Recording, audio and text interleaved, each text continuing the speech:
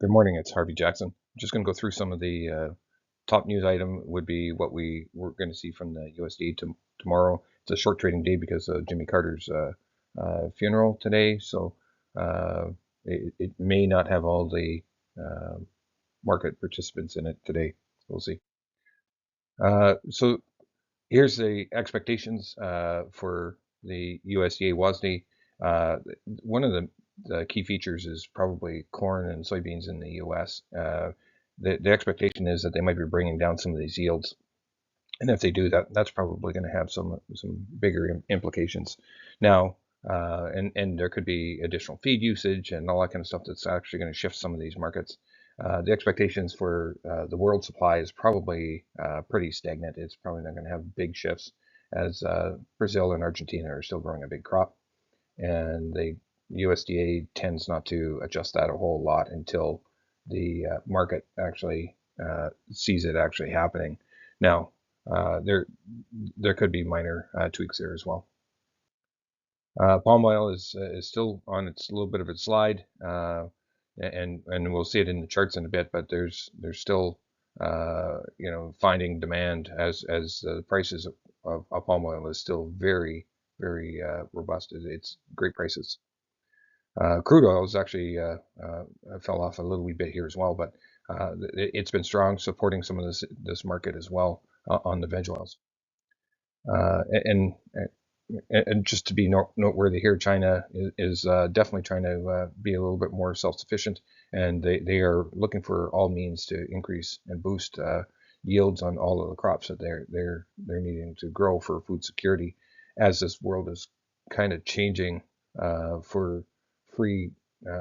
Globalization is becoming a little bit more localized and with their own trading partners. So here's Brazil, percent of normal rainfall. So you can see right here, this is where it's dry. But if you look at the big area where the soybeans are grown, it's definitely in Monograsko do Sol.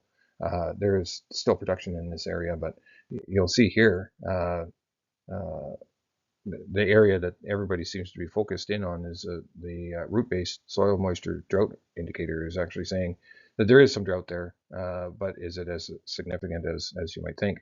You got some moisture actually showing up in there. Now, is it going to be significant enough? But as you recall, crops get planted in Argentina, or just starting to get planted. And the farther south you go, it's like being in Canada. Our window to plant is pretty small, and you basically plant into dust where these guys will never plant into dust, it seems. So anyway, so canola down a couple bucks. Rapeseed is down just marginally, and soybean oil is basically trading flat. Palm oil is down another 58 ringgit, and crude oil is basically flat as we speak, but it went down a little bit yesterday. Soybeans are down, and your wheats are down for marginally as well. So here's your canola chart, basically trading sideways here. You can see in this little bit of a trend. Now we're coming up against the 50-day moving average, and trading right at the 61.8 retracement value. So those are significant ones. If we can stay above that and get a little bit higher, that'd be great. And you'll see here in the daily rundown, I just picked a spot in there where Kyle just, hey, if we can close above that 635, if you want to take some risk and add on some upside protection, look to get into that 660 to 680 window before the Trump transition actually happens, because that 25% tariff could actually really impact the market. Who knows? So here's your rapeseed, kind of getting into a little bit of a wedge here, but trading higher as we speak. And that what that is doing is actually giving a little bit higher valuation of canola, or rapeseed versus canola in Canadian dollars. So we're just near or shy of the $160, and yeah, that's supportive for the canola for sure. Soybean oil, a little bit of a leg up here, not a whole lot to speak of.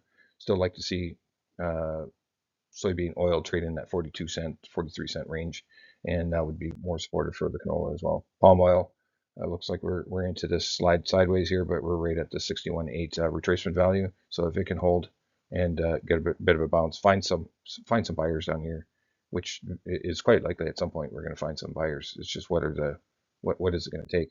It might take the post USDA report, of course. West Texas basically found a little bit of a sideways trading range in the last few days, right at the 61.8 retracement value. Soybeans, you can say we've been basically in a choppy range since October, and if you want to add in a little bit more height there, but you can say that this range has been basically going sideways since the beginning of October. Soybean meal, pretty good drop off here. Looking for some more demand, obviously. Canadian dollar going sideways. This is actually maybe a fairly decent sign, but it might take another stimulus here or something that's going to maybe give it direction. I am not 100% certain what direction. With Trudeau doing what he did, and looks like there's going to be some court cases going against at the Parliament and how he prorogued and the reason for his proroguing, he might actually get in a little bit more trouble, which, kind of happy, for me anyway. Let's just fly through wheat here quickly. Sideways trading. Really nothing to say that's really strong about wheat, other than there's still a fair bit of demand at that $8 or near $8 pricing for cash price, and a lot of that's supported by the Canadian dollar as well. Here's your December 25. Here's your Chicago wheat, basically grinding lower and continuing in this channel. Same thing with Red Winter. Red Winter numbers may, we are going to get some planting on the Red Winter wheat in the WASDE today, so hopefully that will give us some direction. Milling wheat, basically going sideways, but still, if you look at that, that's an upward channel, not a downward channel. Corn, trend is your friend here still. It's actually upward, but any revisions on feed usage or even decreasing the yield slightly, this could give it an upside, but the whole market is leaning up.